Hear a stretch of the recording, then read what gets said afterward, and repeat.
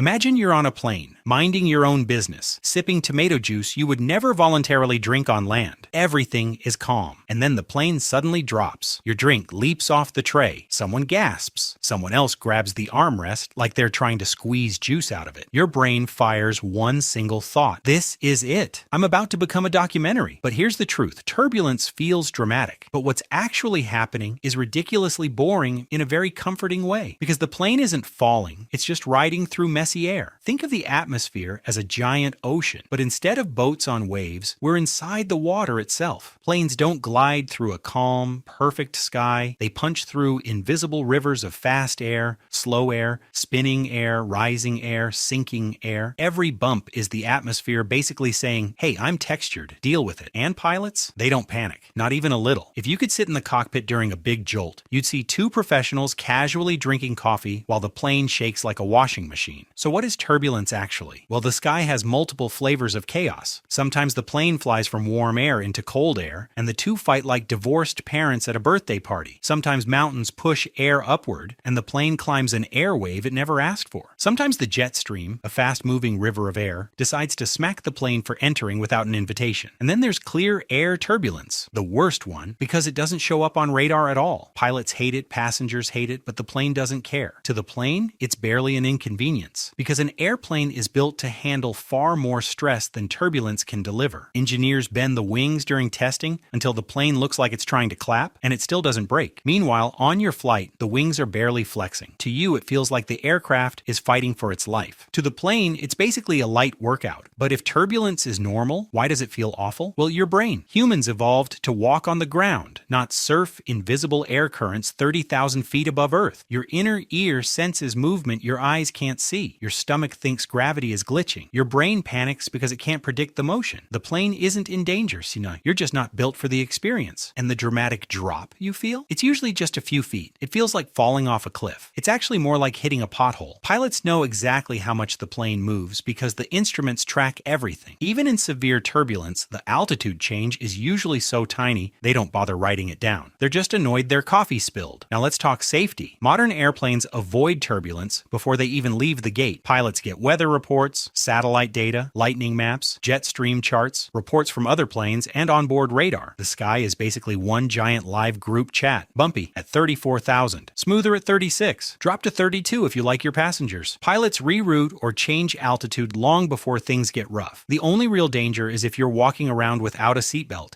because the plane might jump while you're in the aisle. That's why the seatbelt sign exists. Turbulence is rarely dangerous to the aircraft, only to humans trying to pee at the wrong time. And here's the part nobody expects. Turbulence almost never causes structural damage. Airplane crashes from turbulence are so rare, they practically don't exist in modern aviation. Your tray table is more likely to injure you than the sky is. So what do you do when turbulence hits? Exactly what pilots recommend every time. Sit, buckle, chill, because while turbulence feels chaotic, the physics behind it is incredibly stable. Your plane is overbuilt, your pilots are calm professionals, and they've handled turbulence thousands of times. You're not about to be on the news. You're sitting in a 90-ton metal tube engineered to survive storms you will thankfully never experience because airlines avoid them. If this helped calm your fear of flying, you know what to do.